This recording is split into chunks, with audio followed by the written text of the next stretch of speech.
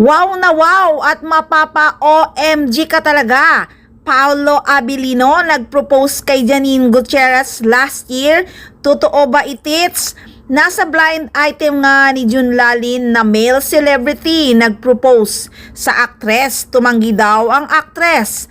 At ayon pa kay June Lalin, yun daw ang dahilan ng dalawang couple kaya naghiwalay at nawalan daw ng gana ang aktor kaya naghiwalay na lang ang dalawa.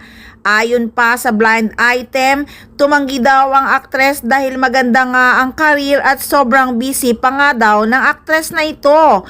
Hays, kahit blind item lang ito ay nahulaan agad ng mga fans na si Janine at Paolo ang nilalaman ng blind item ni June Lalin. Sige, kasi eto, matagal na napapabalitang hiwalay na raw. Oo. Nag-propose na pala si Guy kay girl.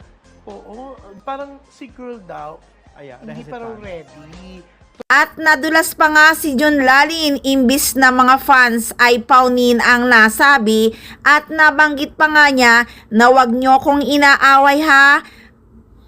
Kinatutuwa ng fans niya, nung fans club nila. Kaya wag niyo ako inaaway-away, no? June, pero pwede natin. At nabanggit pa nga ni June Lalin na naniniwala siya na nagkabalikan na nga ang couple na ito kamakailan lang dahil maugong na maugong ang balita. Wala nang iba guys, kundi ang paunin talaga ang nilalaman ng blind item ni June Lalin. Wow, si Nini tumanggi sa proposal ni Paolo Abilino. Haba talaga ng hair ni Janine Gutierrez. OMG, yun palang dahilan kaya naghiwalay sina Paolo at Janine. Nag-propose si Pao pero tumanggi si Nini. OMG talaga, haba ng hair ni Nini ha. Pero ang sinabi pa ni June Lalin, nagkabalikan na daw ang couple na ito.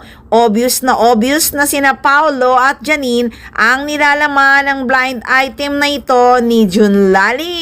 Tiyak na ikatutuwa ng mga fans ang balitang ito. Handa naman palang pakasalan ni Pao si Nini. Si Nini lang talaga ang tumanggi dahil nga sa napakaganda ng karir niya sa kasalukuyan. Hays, kakilig naman. Pero guys, nagkabalikan nga ang dalawa. Baka tuloy na ang kasalan next year. Kaya nga siguro hindi na talaga natuloy ang movie nila na gagawin na napabalitang sa ibang bansa nga ang shooting. Dahil may balak na nga si Paolo Abilino na pakasalan na si Janine Gutierrez. Exciting talaga ang chikang yan at talaga namang nakakakilig kaya talagang tututukan natin yan. Kaya abang-abang lang guys, dito lang sa Maarteng Machika!